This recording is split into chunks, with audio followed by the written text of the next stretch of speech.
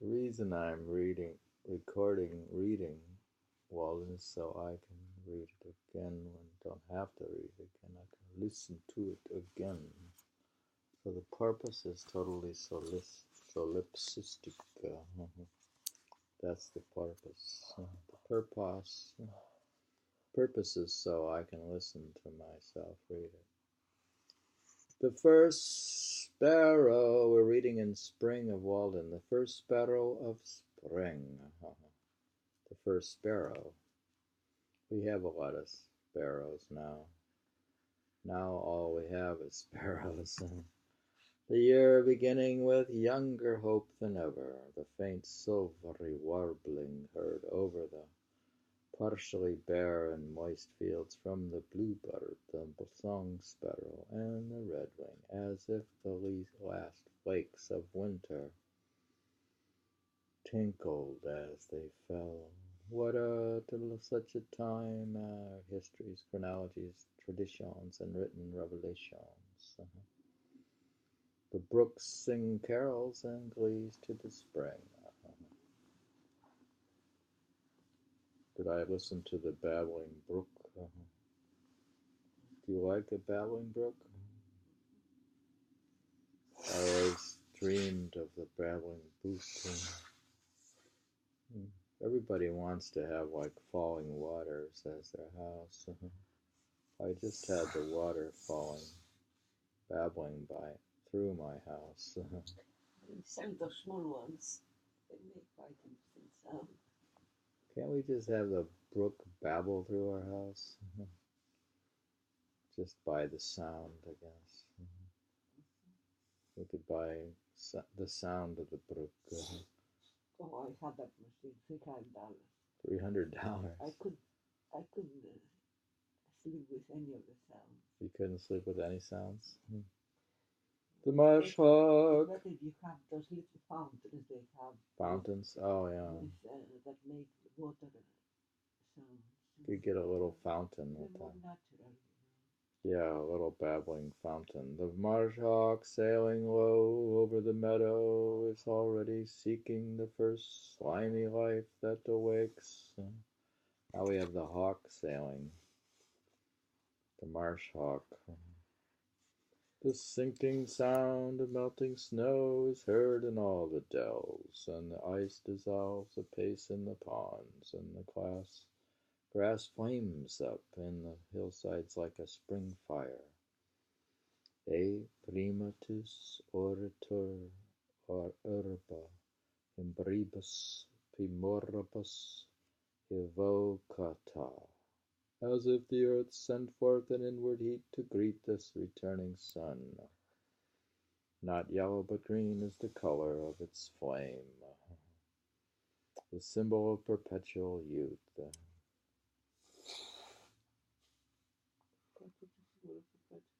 Green, not yellow but green. So if we have green juice, we go to a juice bar and have green juice. The green gets out of the blue and the yellow, though. We could have wheatgrass. The grass blade like a long green ribbon streams through the sod into the summer. Checked indeed by the frost, but anon pushing on again, lifting its spear of last year's hay, with the fresh life below. It grows as steadily as the rill oozes out of the ground. It is almost identical with that, for in the growing days of June, when the rills are dry, the grass blades are their channels, and from year to year the herds drink at this perennial green stream, and the mower draws from it betimes their winter supply. So our human life but dies down to its roots and still puts forth its green blade to eternity. Walden is melting apace. There is a canal, 2 rods wide, along the northerly and westerly sides, and wider still at the east end. A great field of ice has cracked off from the main body. I hear a song sparrow singing from the bushes on the shore.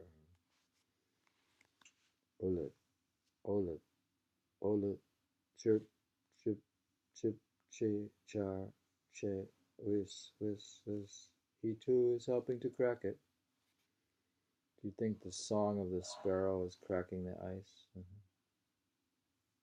Hmm? He's saying the singing of the sparrow is cracking the ice.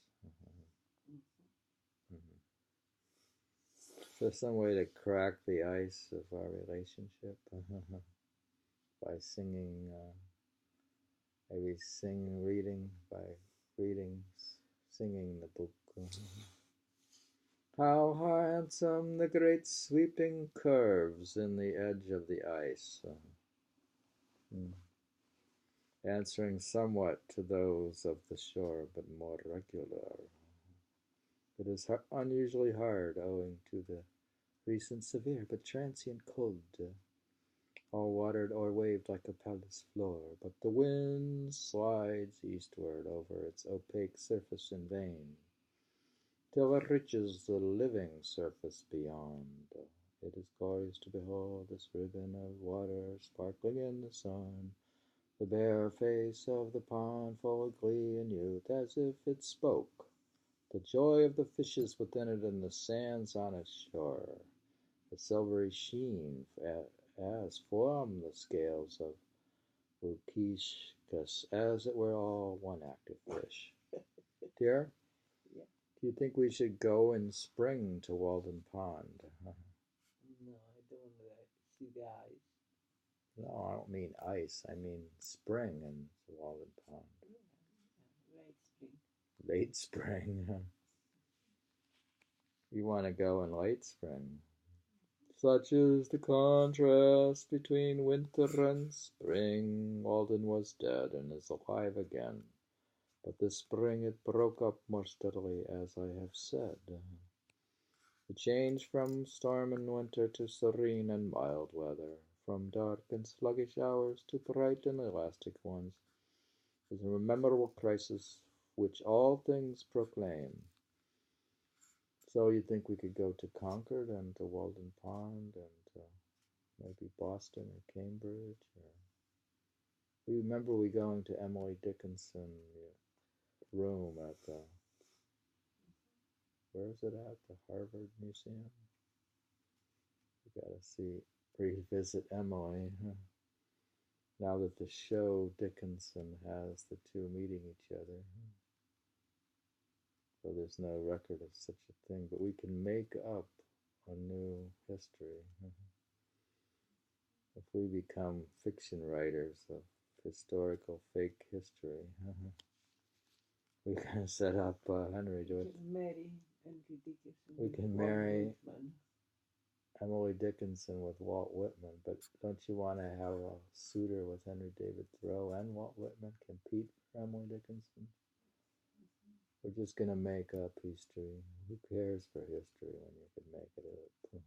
But you got to start with history to make it up. So first we're going to study accurate history, then we're going to make history. Make history by making up a new history. Such is the contrast between winter and spring. The change from storm and winter to serene and mild weather, from dark and sluggish hours to bright and elastic ones, is the memorable crisis which all things proclaim.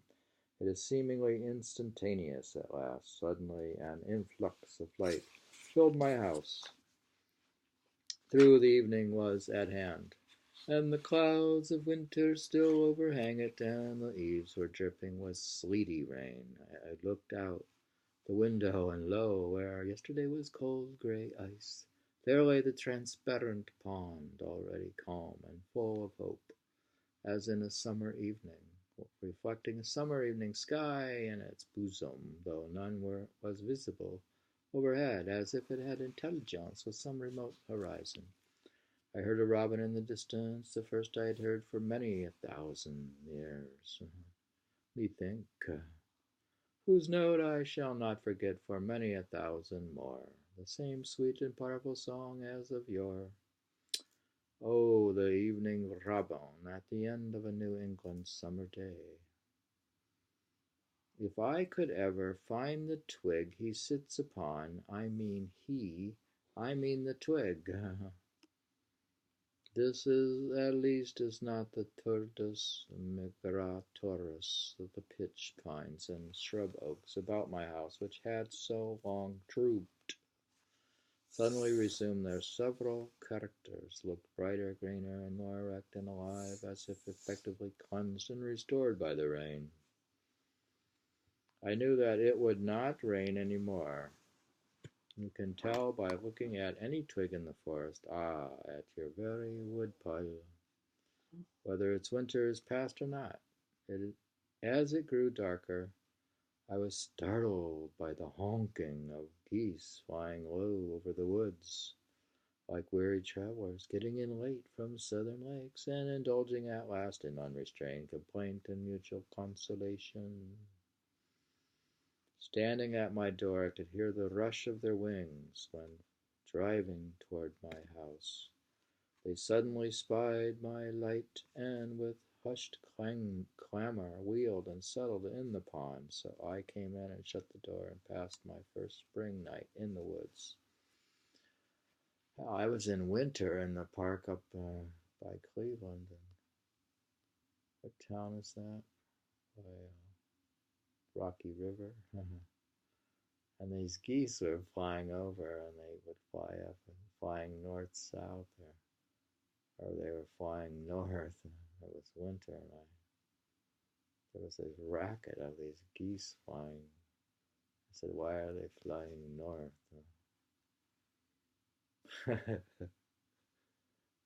See, nowadays, everything is backwards.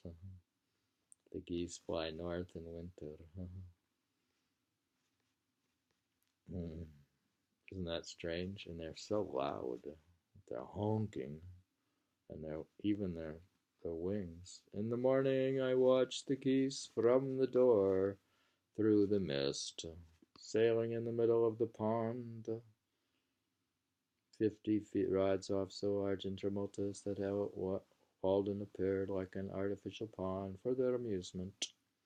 But when I stood on the shore, they at once rose up with a great flapping of wings at the signal of their commander, and when they had got into rank, circled about over my head, 29 of them, and then steered straight to Canada with a regular honk from the leader at intervals, trusting to break their fast in muddier pools. A plump of ducks rose at the same time and took the route to the north in the wake of their noisier cousins. You think the ducks follow the geese at all? Mm-mm. They probably don't. Well, maybe they think the ducks know better where they go. The geese may They follow. give them a signal it's time to go. Who knows? We don't know the relationship between. Sometimes they do. We don't know the correlation between geese migration and duck migration. And animals will follow other animals to find. Do they follow each other or have signals from each other? We don't know. Because our specialty is not to know. We're impressed by the amount that we don't know.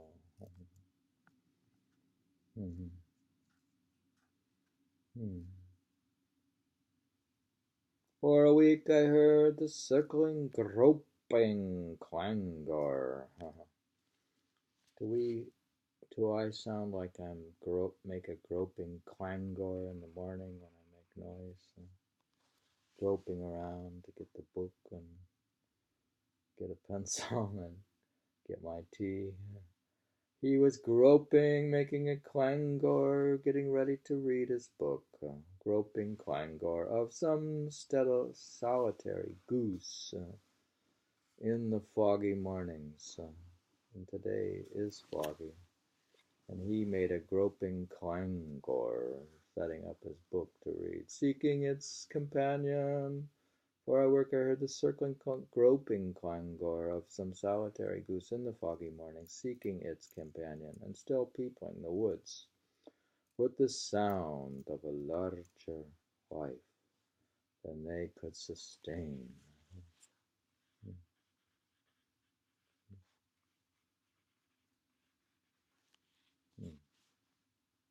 In April, the pigeons were seen again, flying express in small flocks, and in due time I heard the martins twittering. Here we have twittering. Seems he didn't have Trump twittering, he just had martins twittering. I heard the martins twittering over my clearing, though it had not seemed that the township contained so many that it could afford me any, and I fancied that they were particularly of the ancient race that dwelt in hollow trees ere white men came. In almost all climes the tortoise and the frog are among the precursors and heralds of this season, and the birds fly with song and glancing plumage, and plants spring and bloom, and winds blow to correct the slight oscillation of the poles and preserve the equilibrium of nature. I think it would be good to be there in early spring because you could see the transformation from winter to spring. Don't you think? The melting. Have you ever seen melting of snow? Melting of snow. Of course I have. Why you have to see that? Melting of snow? Most of the time snow is melting. It's inevitable with global, unless we had global freezing.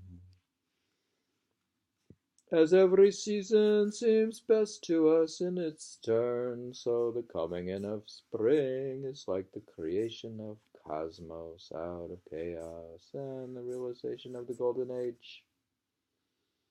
He's saying like every spring is like the realization of the golden age.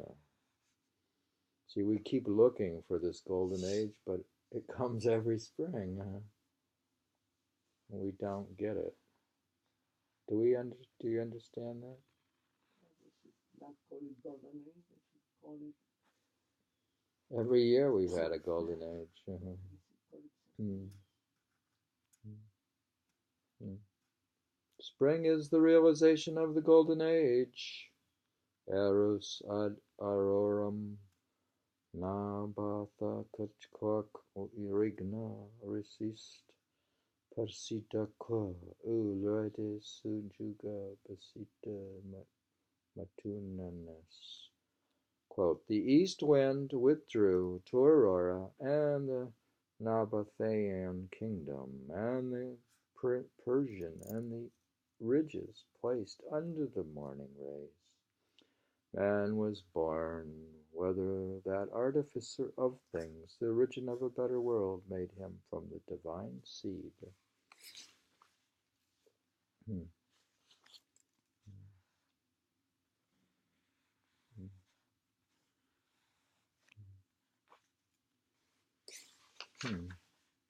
Or the earth being recent and lately sundered from the high, either retains some seeds of cognate heaven.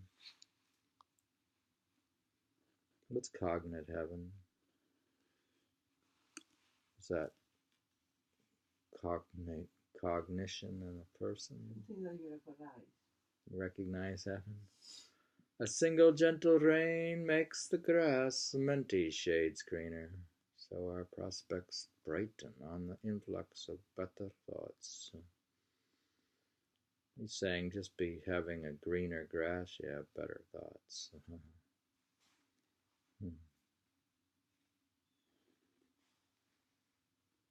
Think that's true? You get better thoughts just from greener grass?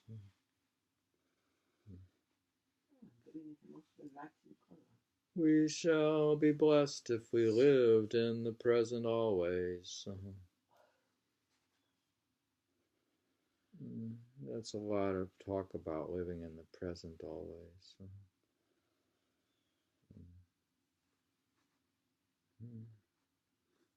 How do you not live? How do you live in the present always? And take advantage of every accident that befell us, like the grass which confesses the influence of the slightest dew that falls on it, and did not spend our time in atoning for the neglect of past opportunities which ye call doing our duty. We loiter in winter while it is already spring. Do you think it's spring now and we're actually just loitering? Is spring like all the time inside us? Is spring realized in meditation? Can you become a bubbling youth through meditation? We loiter in winter while it is already spring. You look like a bubbling youth. Look like a bubbling youth. Bubbles. You can bubble up synthetically in meditation and realize spring, I suppose.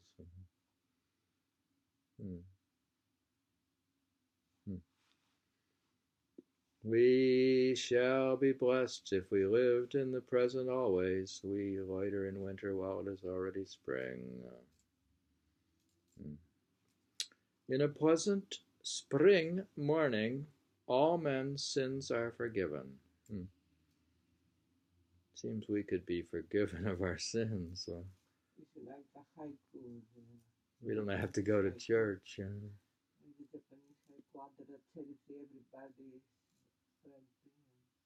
Oh, under the blossoming, everyone is friends under the cherry blossoms. Everything is forgotten under the cherry blossoms in Japan and cherry blossom season. Such a day is a truce to vice. Well, I guess your sins are forgiven in spring.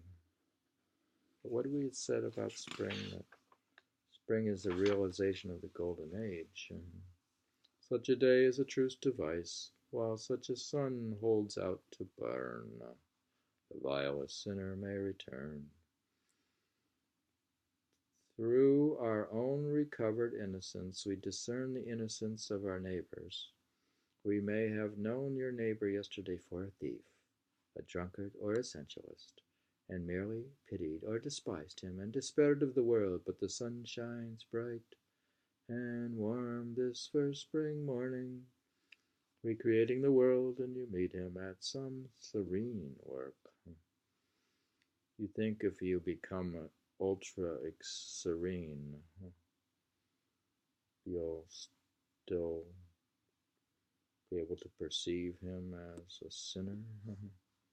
Some serene work, and see how his exhausted and debauched veins expand with still joy, and bless the next new day. Feel the spring influence with the innocence of infancy, and all his faults are forgiven, forgotten. Well, I suppose you could forget everything through extremely long-term meditation. Being happy, certainly you don't. Well, if you have a presence of mind, right? Not angry with anybody, you don't judge anybody. If you live in the present, you don't recall his past sins. There is not only an atmosphere of goodwill about him, but even a savor of holiness. Groping. Here we have groping again. Holiness groping for expression, blindly and ineffectually perhaps, like a newborn instinct, and for a short hour the south hillside echoes to no vulgar jest. Now we had me groping in clangor of my books. Now we have holiness groping for expression. You see some innocent fair shoots preparing to burst from his gnarled rind, and try another year's life, tender and fresh as the youngest plant. Even he has entered into the joy of his Lord. Why the jailer does not leave open his prison doors, why the judge does not dismiss his case, why the preacher does not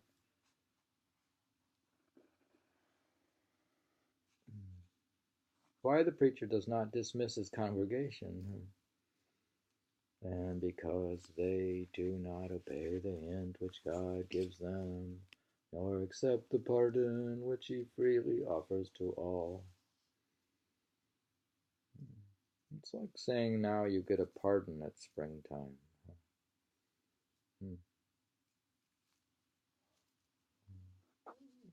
He's so happy that he likes to see everybody happy.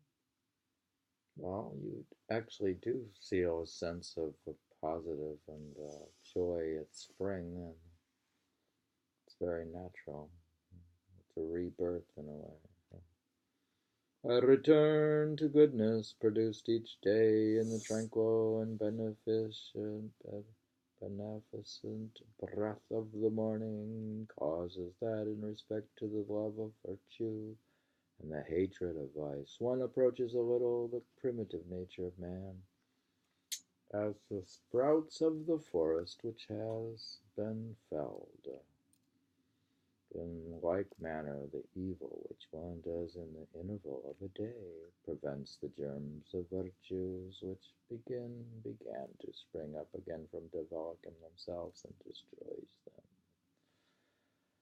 Quote, after the germs of virtue have thus been prevented many times from developing themselves, and the beneficent breath of evening does not suffice to preserve them, as soon as the breath of evening does not suffice longer to preserve them, then the nature of man does not differ much from that of the brute. Men, seeing the nature of this man like that of the brute, think that he has never possessed the inane faculty of reason. Are those the true and natural sentiments of man? Question mark.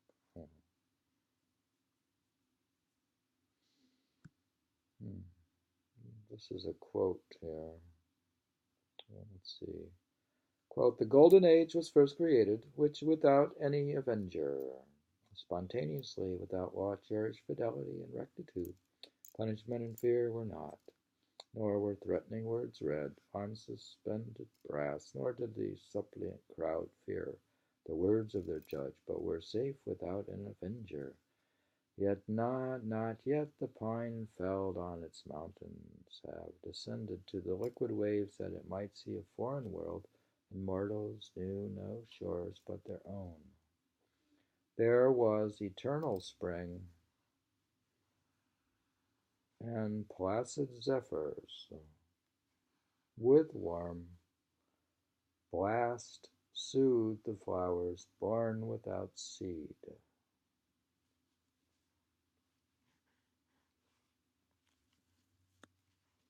Now we have placid zephyrs and eternal spring with a warm blast, and seeds born, flowers born without seed.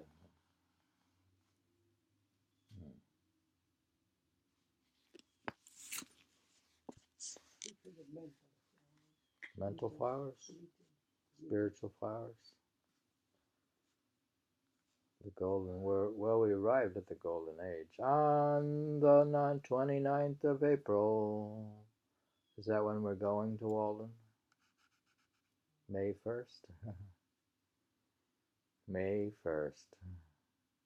On the 29th of April, as I was fishing from the bank of the river near the 9-acre corner bridge, standing on the quaking grass and willow roots, where the muskrats lurk.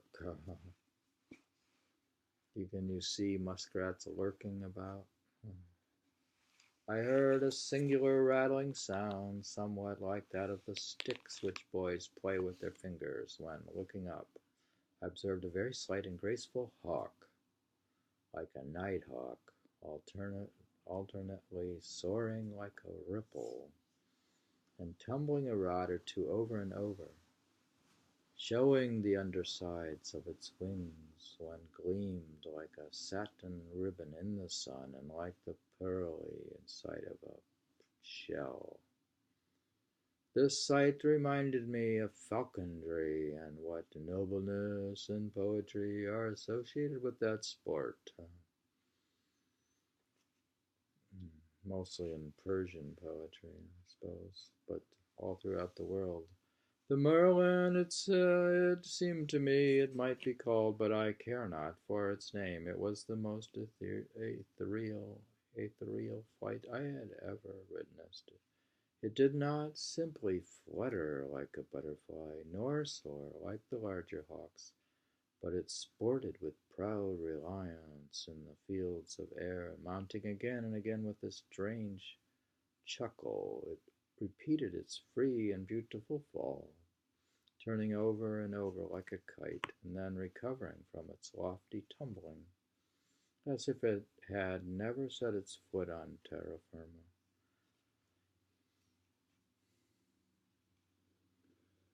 It'd be interesting to see a bird just playing and doing turns and tumbling in its flight.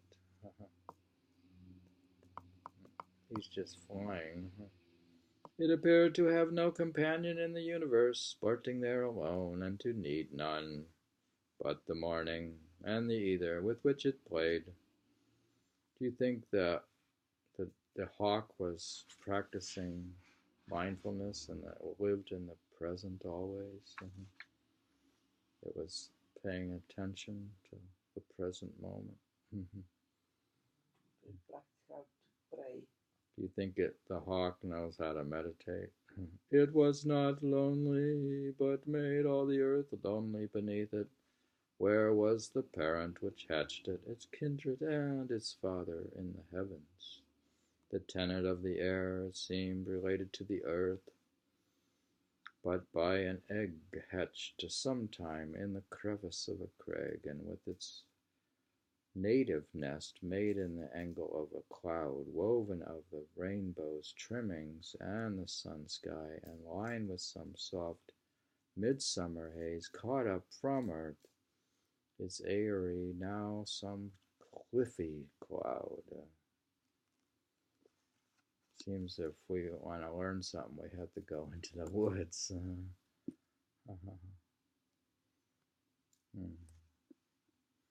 We'll have to go in the woods. Besides this, I got a rare mess of golden and silver and bright cupreous fishes, which looked like a string of jewels. I have penetrated to those meadows on the morning of many a first spring day, jumping from hammock to hammock, from willow root to willow root, when the wild river valley and the woods were bathed in so pure and bright a light as would have waked the dead. They had been slumbering in their graves, as some suppose. There needs no stronger proof of immortality. All things must live in such a light. O death, where is thy sting? O grave, where is thy victory then? Our village life would stagnate if it were not for the unexplored forest and meadows which surround it.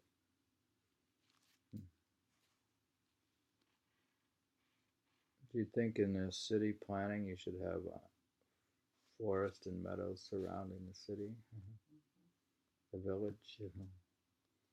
So in our synthetic remodeling of the world with new architecture and city planning, each village will be surrounded by unexplored forest and meadows. We need the tonic of wildness.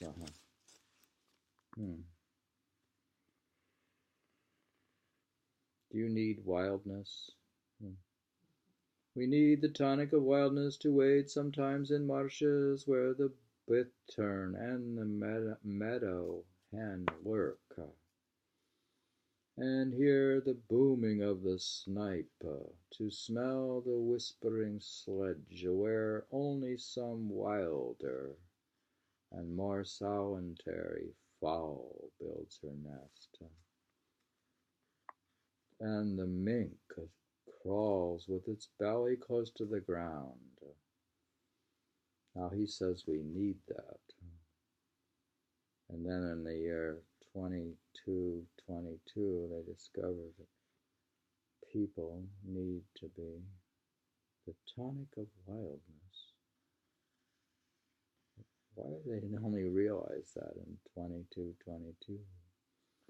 At the same time that we are earnest to explore and learn all things, we require that all things be mysterious and unexplorable, that land and sea be infinitely wild, unsurveyed and unfathomed by us because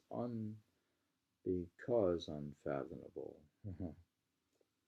Unfathomed by us because unfathomable. We can never have enough of nature.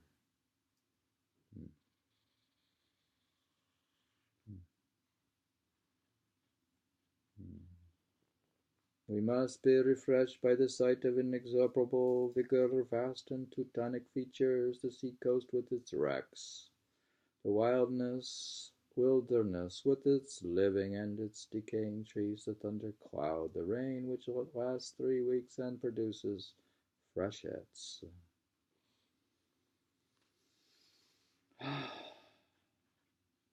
He's saying we have to have forest bathing. And this is where Walden reaches all the way through to the other side of the globe into Japan, where they do forest bathing. So Walden is bottomless. We need to witness our own limits transgressed and some life pasturing freely where we never wander. We are cheered when we observe the vulture feeding on the carrion, which disgusts and disheartens us, and deriving health and strength from the repast. There was a dead horse in the hollow by the path to my house, which compelled me sometimes to go out of my way, especially in the night when the air was heavy, but the assurance it gave me of the strong appetite and invaluable health of nature was my compensation for this. I love to see that nature is so rife with life that myriads can be afforded to be sacrificed and suffered to prey on one another, that tender organizations can be so serenely squashed out of existence like pulp, tadpoles which herons gobble up and tortoises and toads run over in the road, and that sometimes I have rained flesh and blood. It has rained flesh and blood, like the liability to accident. We must see how little account is to be made of it. You see, I took notice of all the dead squirrels on the road, because in the fall the squirrels are busy collecting nuts, and many of them cross the road and the cars drive too fast. So I put on my car eye brake for squirrels. The impression made on a wise man is that of universal innocence. Poison is not poisonous after all, nor are any wounds fatal. Compassion is a very contemptible ground. It must be expeditious. I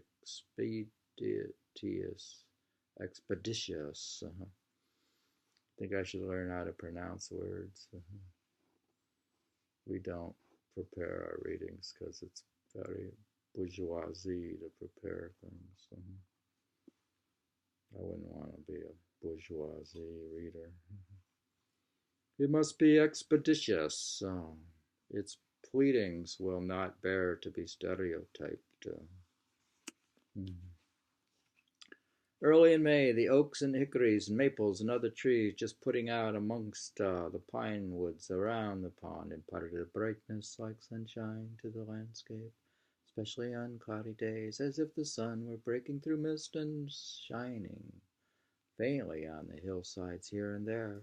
On the 3rd or 4th of May, I saw a loon in the pond, and during the first week of the month, I heard the whippoorwill, the brown thrasher, and the veery, and the wood pewee, and the chewink, and other birds.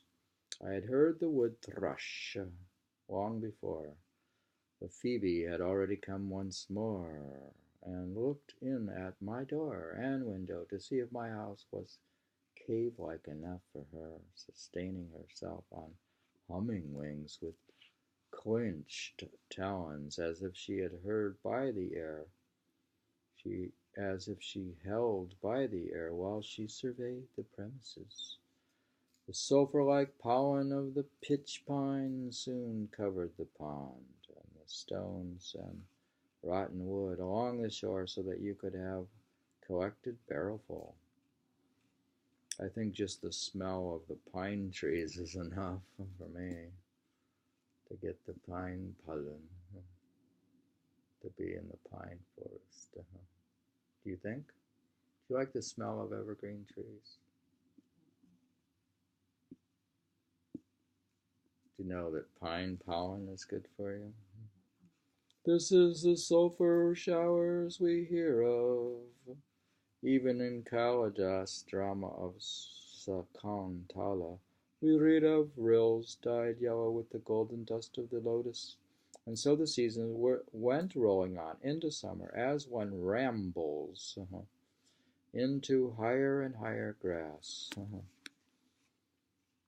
Do you want to ramble into higher and higher grass?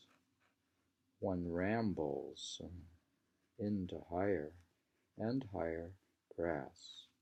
Thus was my first year's life in the woods completed, and the second year was similar to it. I finally left Walden, September 6th, 1847. It's interesting, he talks about his first year completed, and then he says the second year was similar. Did he write his second year, or did he write his first year? What do you think? Of course, he wrote the whole, Walden probably used his journals and wrote it after the fact of being at Walden, but he had his journals. The first year is similar to the second year. We ended spring, dear. In fact, we ended the book. Now we read the conclusion. Actually, the next part is the conclusion. But we read the conclusion previously, but we could read the conclusion again. Though I already read the conclusion, we could listen to the conclusion. That's why we recorded the conclusion. So why would you record the conclusion again?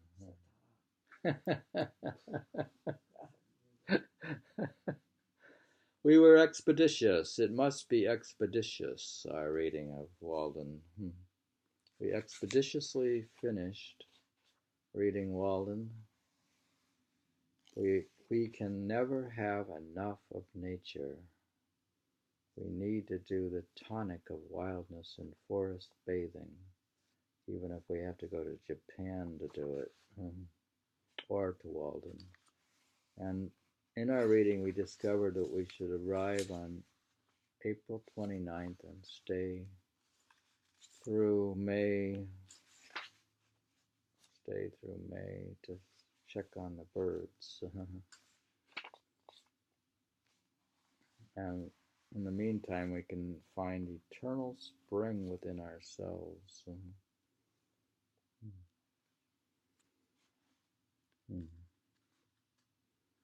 And we shall be blessed if we lived in the present always. Hmm.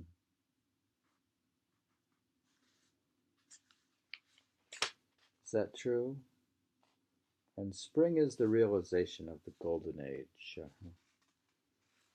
So, by reading about spring in Walden, we've realized the golden age. Any comment? We realized the golden age in spring, in the spring section of Walden by Henry David Thoreau.